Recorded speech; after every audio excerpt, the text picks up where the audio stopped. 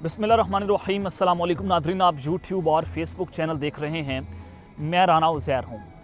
नाज़रीन, एक प्लान तो ताकतवर बना रहे हैं कि इमरान खान साहब को हमेशा के लिए सियासी मैदानों से आउट करना है, लेकिन एक वो प्लान है जो मेरा अल्लाह बनाता है और जो इस कायनात का खालिक और मालिक है, जो वो चाहेगा और उस पाकिस्तान में वही होकर रहेगा। लेकिन जनाब ताकतवर जो हैं वो इस हमाम के अंदर नंगा नाच रहे हैं।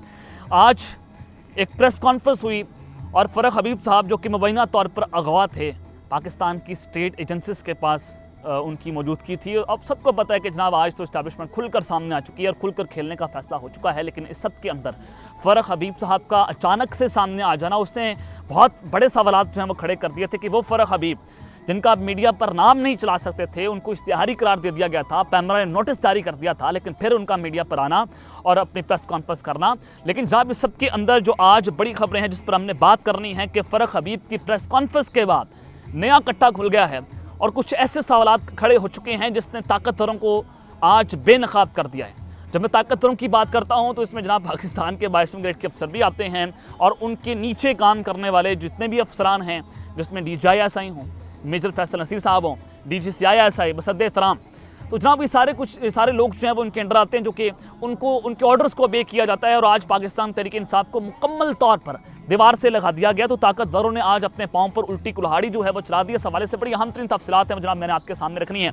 और दूसरी खबर कि फ़रख हबीब साहब जो हैं उनकी प्रेस कॉन्फ्रेंस तो होगी, अब उनकी प्रेस कॉन्फ्रेंस के बाद एक नई खौफनाक प्रेस कॉन्फ्रेंस जो है उसकी भी तैयारी मुकम्मल हो चुकी है। वो किसकी प्रेस कॉन्फ्रेंस है और अब की बार इमरान खान साहब के इंतहाई करीबी साथी जो अभी तक खड़े हुए खान साहब के साथ, उनकी प्रेस कॉन्फ्रेंस होने जा रही है। उसकी मुकम्मल डिटेल्स आपके सामने रखनी है, वजह आपके सामने रखूंगा, उस शख्स का नाम आपको बताऊंगा और उस पर बात करना इस वक्त बहुत ज़रूरी है। खान साहब ने जनाब जेल से एक बहुत बड़ा सरप्राइज़ दे दिया है और फिर ताकतवर जो हैं वो कैलकुलेशंस तो कर लेते हैं। और ये जब से रजीम चेंज ऑपरेशन हुआ 20 माह हो चुके हैं, उन 20 माह में बहुत सारी कैलकुलेशंस हुई, वो सारी की सारी कैलकुलेशंस मिस कैलकुलेशन तब्दील हो गई हैं। लेकिन आज फिर खान साहब का बड़ा सरप्राइज़ है, उस पर बात करनी है। लेकिन अगर आपने चैनल को सब्सक्राइब नहीं किया, चैनल को सब्सक्राइब कर लें, बेल आइकन को दबा दें। आने वाली तमाम तरह अपडेट्स आपकी खिदमत में बर वक्त पेश होती रहें।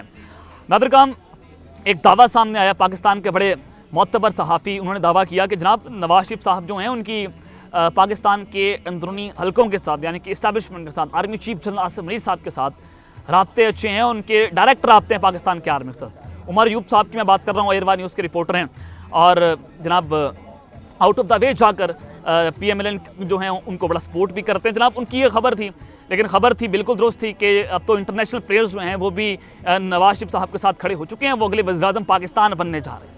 ये ख्वाहिश ज़रूर हो सकती है कि हर हज़ारों ख्वाहिशें ऐसी कि हर ख्वाहिश पर दाम निकले, तो बहुत सारे अरमान हैं जो कि इन्होंने अभी पूरे करने हैं। लेकिन जनाब अभी तक इमरान खान साहब जो हैं वो डट कर खड़े हुए हैं। पाकिस्तान की पब्लिक सब अवेयर है जनाब, एक जाने तो आवाम खड़ी हुई है, 25 करोड़ आवाम का फैसला है कि वो इन चोर चक्के डाकुओं को पहले भी रिजेक्ट कर चुकी है। रजीम चेंज ऑपरेशन के बाद पाकिस्तान की आवाम जैसे खड़ी हुई, ये पाकिस्तान की तारीख में आपने पहले कभी नहीं देखा।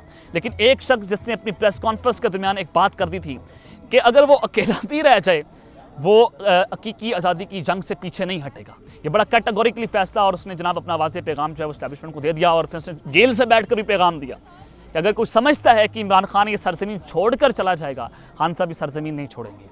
वो इस मुल्क में मर जाएगा, वो जेल के अंदर मर जाएगा, वो गुलामी कबूल नहीं करेगा, वो सरेंडर नहीं करेगा। खान साहब का बड़ा वाज़ेह पैगाम था। तो इस्टेब्लिशमेंट चूँकि वो आज़ातियाना की तस्कीन की खातिर उन्होंने इमरान खान साहब को घुटने टेकने पर मजबूर करना है और ये समझा जा रहा था कि खान साहब को हम गिरफ्तार कर लेंगे, ये कोई मम्मी डैडी बर्गर क्लास बच्चा है और लग्जस लाइफ से गुजर कर आया है, तो जनाब ये एक दिन भी जेल नहीं रहेगा। आपने कीड़े मकोड़ों वाली जेल में रखा, आपने मच्छरों वाली जेल में रखा, आपने उसको सेल में बंद कर दिया, आपने जनाब मेंटली टॉर्चर किया, आपने उसको डेथ सेल में रखा, लेकिन इमरान खान साहब नहीं टूटे।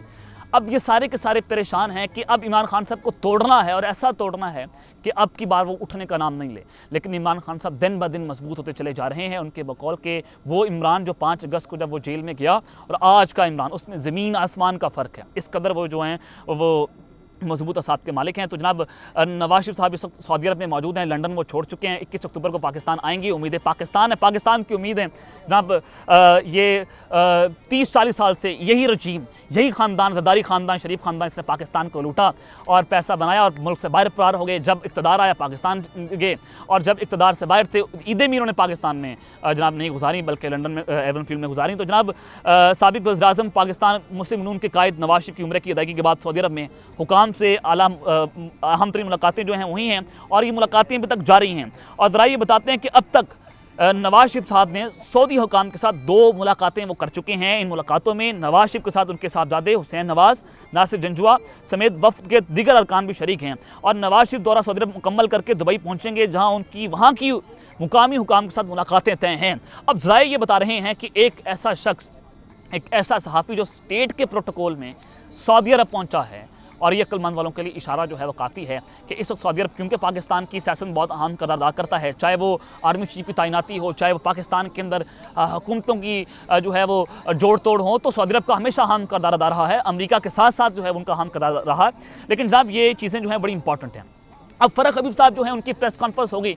पाकिस्तान तहरीक इंसाफ का रद्द-ए-अमल भी फौरी तौर पर इस पर सामने आ चुका है। हमाद नदर साहब रूपोश हैं, अभी तक रूपोश हैं, और ये मतलूब भी हैं पाकिस्तान की रियासत को।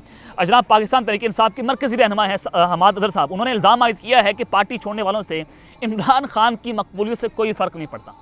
अगर ये पाकिस्तान तहरीक इंसाफ के सपोर्टर्स को मैं सदाकत अब्बासी, उस्मान डार और फ़रख हबीब की प्रेस कॉन्फ्रेंस दिखाऊँ तो वो इस पर हंसेंगे। जो स्क्रिप्ट का काम चल रहा है, पाकिस्तान तहरीक इंसाफ के वोटर इस कदर कल्ट फॉलोइंग की तरफ जा चुका है कि अगर इमरान खान साहब भी जाकर ये कह दे कि मैंने ये 9 मई किया है और मैंने गलत किया है, तब भी नहीं मानेंगे। इस कदर पाकिस्तान तहरीक इंसाफ और इमरान खान साहब की मकबूलियत है, क्योंकि इमरान खान साहब का नाम है PTI और PTI का नाम है इमरान खान। तो जहाँ पर इमरान खान होगा वो PTI होगी, और ये जितनी मर्जी PTI बना लें, ये इमरान खान साहब को कुछ नहीं बिगाड़ सकते। ये चीज़ें तो पत्थर पर लकीर हैं। और अभी तक पाकिस्तान के एस्टैब्लिशमेंट जो ज़ाती अना की खातिर, उसको तस्कीन पहुंचाने की खातिर वो इस मुल्क को आग के अंदर धकेल रही है। लेकिन जनाब उस सब के अंदर उन्होंने कहा कि तहरीक इंसाफ छोड़ने वालों का मुतालबा होता था पहले, अब फिर मुतालबात बढ़ते गए। और उन्होंने मजीद कहा कि जो लोग जबरी गुमशुदगी में रहे, उनसे एक ने मुझे तावान आयद करने के बाद पैगाम पहुँचाया। कहा कि एक लफ्ज़ ऊपर से आया था, बाकायदा रट्टा लगवाया गया था, किसी एक लफ्ज़ को भी हर्फ करने की इजाज़त ना थी। और जो तशद्दुद उसने बयान किया उसके बाद वो जनाब किसी और पार्टी में शमूलियत की मजबूरी में समझ आ गए। जनाब उन्होंने कहा कि पहले काबू आने वालों में से सिर्फ एक ही मुतालबा होता था कि आप जो हैं वो प्रेस कॉन्फ्रेंस कर दें, आप भी कर दें। तशद्दुद किया गया, और इस तरह का तशद्दुद के वो बयान नाकाबिले बयान है। इस कदर पाकिस्तान की रियासत जो है वो एक रियासती दहशतगर्दी के अंदर तब्दील हो गई है। और हमेशा ये इत्तेदाद हसन साहब ने बड़ा अच्छा ये शेर कहा था कि जनाब फ़ौज लगेगी सबको अच्छी जब सरहद पार काम करेगी। यानी कि पाकिस्तान की फ़ौज जो है वो क्या काम करती है इस वक्त नज़र आ रही है। और अनफॉर्चुनेट है कि बड़ी इज़्ज़त थी हमारे दिलों में इन लोगों की, लेकिन जनाब ये आहिस्ता आहिस्ता कम होती चली जा रही है। लेकिन आज जनाब फ़रख हबीब साहब की प्रेस कॉन्फ्रेंस के बाद एक नया कट्टा खुला है, और ताकतवरों ने अपने पाँव पर आज खुद कुल्हाड़ी जो है वो चला दी है। जनाब हुआ ये कि 9 मई के वाक़यात हुए। फ़रख हबीब साहब, मुराद सईद, हम्माद अज़हर, आज़म स्वाति और दीगर के नाम, अली अमीन गंडापुर जो हैं, उनके नाम जो हैं वो जनाब मीडिया पर आप नहीं चला सकते थे। पैमरा ने नोटिफिकेशन जारी किया, और पैमरा ने जनाब बाकायदा तौर पर कहा कि इश्तिहारी हैं, आप इनका नाम भी मीडिया पर नहीं ले सकते, आप इनको बीपर के तौर पर मीडिया पर नहीं ले सकते।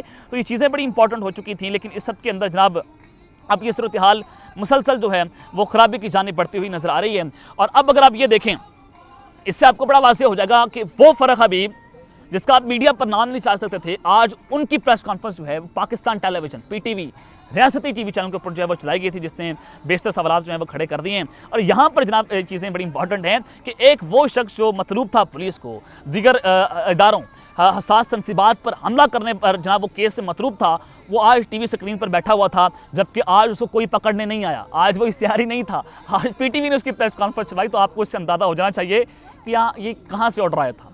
और ये बच्चा पाकिस्तान में जानता। अगर आज मैं किसी से सवाल पूछूं, एक पैदा होते बच्चे से सवाल पूछूं कि हाँ भाई पाकिस्तान में किस गवर्नमेंट है, वो ये बात करके जनरल आसिम मलिक साहब जो हैं वो पाकिस्तान में डायरेक्ट रूल कर रहे हैं, और पाकिस्तान की फ़ौज ये काम कर रही है, पाकिस्तान की एस्टैब्लिशमेंट ये गंदा खेल खेल रही है, और हमेशा ये शब खून मारती है। तो इनकी आदत है, इनके खून में शामिल है।